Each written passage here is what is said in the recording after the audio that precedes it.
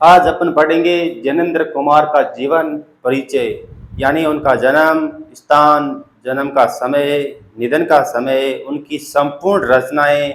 मात्र एक ही सूत्र में, एक ही ट्रिक में, कुछ भी याद नहीं करना है, केवल और केवल अपनी ट्रिक के अनुसार चलना है। ट्रिक का भी ये सिस्टम नहीं है कि कैसे से मिलाएंगे, पूरी की पूरी रचना का अनुसार शब्द मिलेंगे। चाहे उपन्यास में ट्रिक अपनाएं, चाहे कहानी में ट्रिक अपनाएं। तो ज्ञानेंद्र का जीवन परिचय अपन देखते हैं, बहुत ही अच्छी प्रकार से देख लेते हैं। ज्ञानेंद्र का जीवन परिचय है। ज्ञानेंद्र कुमार का जन्म जो है 1905 ईस्वी अलीगढ़ में हुआ था, उत्तर प्रदेश जो है। अब मृत्यु या निधन के लिए क्या करते हैं, जैसे महादेवी वर्मा का जो जीवन काल 80 वर्ष रहा था, इनका 5 वर्ष ज्यादा कर देते हैं। क्या हो जाएगा? 1990 ईस्वी हो जाएगा। बचपन का नाम देखते हैं ज्ञानेंद्र का। बचपन का नाम जो था वो आनंदी लाल माना जाता है। इतनी जानकारियों के बाद अपन चलते हैं, इनका युग जो है, इनका समय जो है, ज्ञानेंद्र का काल जो है, समय जो है, आधुनिक काल के अंतर्गत प्रेमचंद यानी महान कथाकार, उपन्यास सम्राट प्रेमचंद के बाद इनका उपन्यासकारों में नाम आता है। प्रेमचंद प्लस उत्तर से शब्द बन गया है। प्रेमचंद के बाद का समय जो है, प्रेमचंद के आगे का समय है।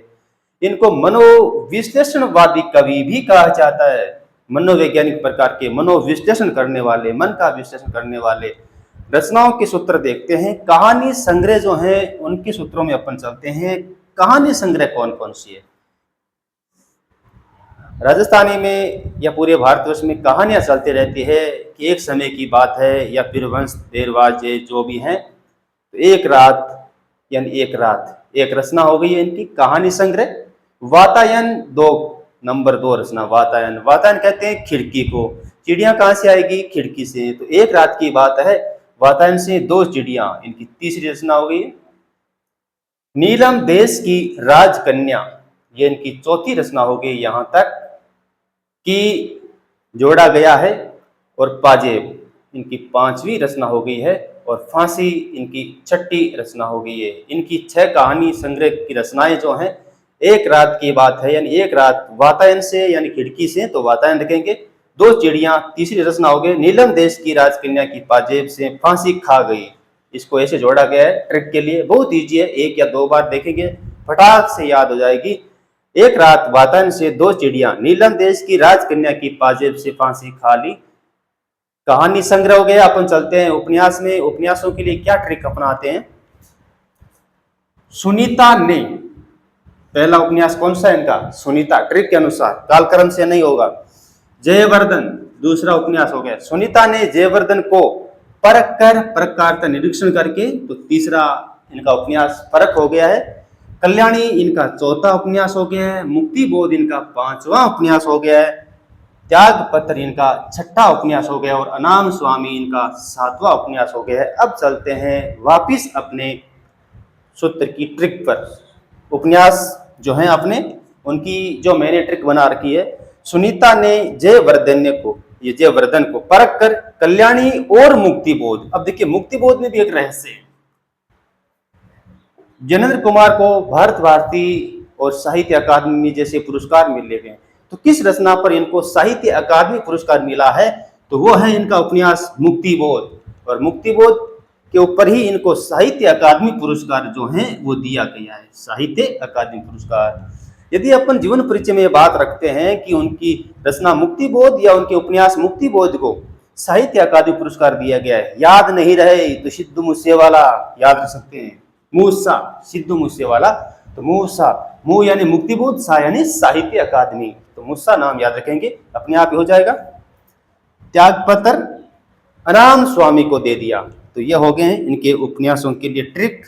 अब जो इनके निबंध बचे हुए, निबंध संग्रह जो बचे हुए हैं, उनके लिए कोई ज्यादा ट्रिक का काम नहीं है, बहुत कम या थोड़े से की हैं। वैसे अपन चाहें तो ट्रिक बना सकते हैं। ट्रिक क्या रखेंगे? प्रस्तुत प्रश्न,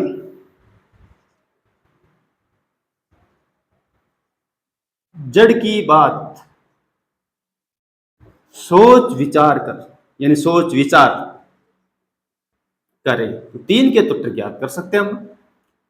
पहला निबंध संग्रह है प्रस्तुत प्रश्न, इनका पहला निबंध संग्रह है। नंबर 2 निबंध संग्रह हो जाएगा जड़ की बात।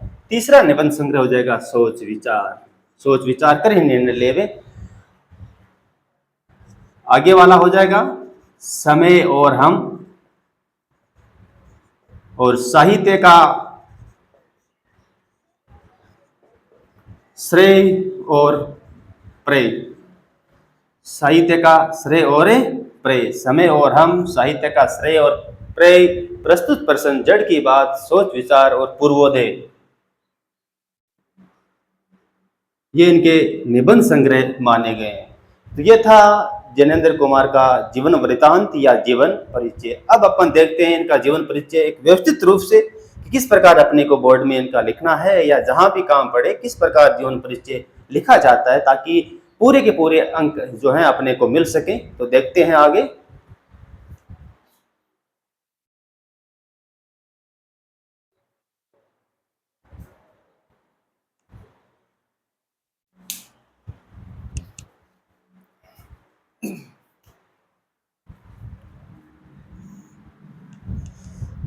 आगे अपन इसका व्यवस्थित जीवन परिचय देख लेते हैं। ज्ञानेंद्र कुमार का जन्म सन 1905 अलीगढ़ उत्तर प्रदेश में हुआ था। आप मनोविश्लेषणवादी कवि गणों में उच्चतम स्थान रखते हैं और आपके बचपन का नाम जो है वो आनंदीलाल माना जाता है या इस नाम से आपको पुकारा जाता था।